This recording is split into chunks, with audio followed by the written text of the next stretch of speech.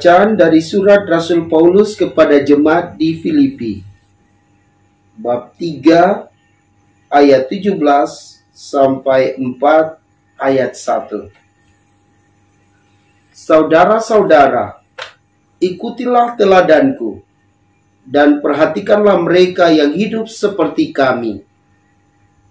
Sebab seperti yang telah sering kukatakan kepadamu, dan yang kunyatakan pula sekarang sambil menangis, banyak orang hidup sebagai musuh salib Kristus. Kesudahan mereka ialah kebinasaan. Tuhan mereka ialah perut. Kemuliaan mereka ialah hal-hal aib.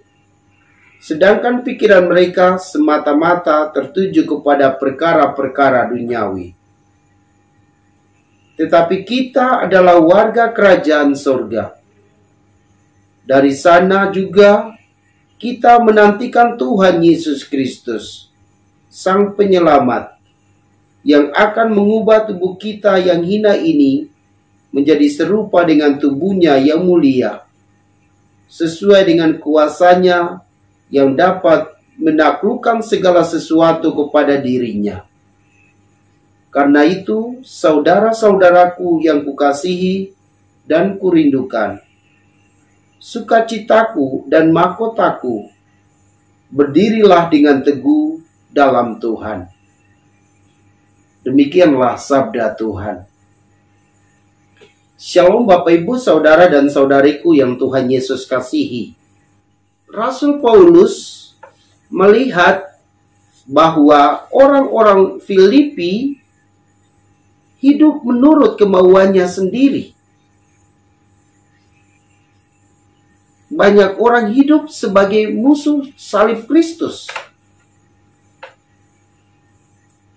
Kesudahan mereka ialah kebinasaan. Tuhan mereka adalah perut.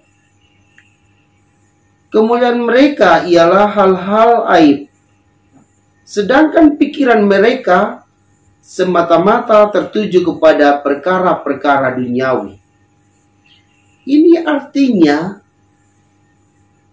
jemaat di Filipi tidak hidup menurut sabda Allah. Tidak hidup menurut firman Tuhan di dalam hidup mereka.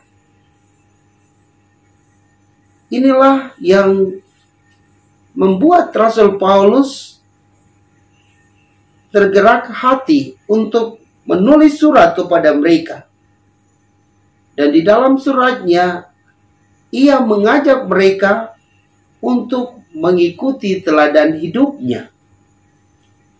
Kita tahu Rasul Paulus itu seorang terpelajar. Ia amat menguasai kitab hukum Taurat.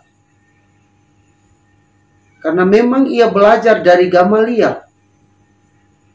Nah, ketika ia mendengar dan melihat bahwa banyak orang mengikuti jalan Tuhan, ia berani mengejar para pengikut Tuhan itu, menyiksanya, dan lain sebagainya. Tetapi suatu ketika ia berjalan ke Damsyik, kemudian Tuhan menampakkan diri kepadanya. Saat itu matanya buta, dan ketika ia pergi ke Damsyik dan bertemu dengan Ananias, dan Ananias menumpangkan tangan ke atasnya, kemudian dia bisa melihat lagi. Disitulah titik awal Rasul Paulus bertobat. Dia meninggalkan sikap manusiawinya yang selalu mengandalkan akal budinya, yang selalu mengutamakan perutnya, dan lain sebagainya. Ia mau menjadi saksi Kristus. Ia berusaha untuk mendekati para murid, lalu mau belajar bersama mereka, dan pergi ke desa-desa, ke kota-kota, mewartakan bahwa Kristus telah bangkit. Inilah teladan hidup Rasul Paulus Sehingga ia sampaikan kepada jemaat di Filipi untuk mengikuti teladannya. Karena ketika mereka mengikuti teladan Rasul Paulus, mau bertobat dan berbalik kepada Tuhan, lalu menjadi saksinya yang hebat di dunia ini, maka sesungguhnya para umat di Filipi telah menjadi warga kerajaan sorga. Warga yang selalu menantikan Tuhan Yesus Kristus, Sang Penyelamat dunia, yang akan mengubah tubuh mereka yang hina itu menjadi tubuhnya yang mulia. Karena mereka percaya bahwa kebangkitan Kristus akan mengubah tubuh mereka yang hina itu menjadi tubuh yang mulia berkat kebangkitan Tuhan Yesus. Kemudian ia mengajak mereka juga untuk tetap berdiri teguh di dalam Tuhan, apapun tantangan hidup mereka.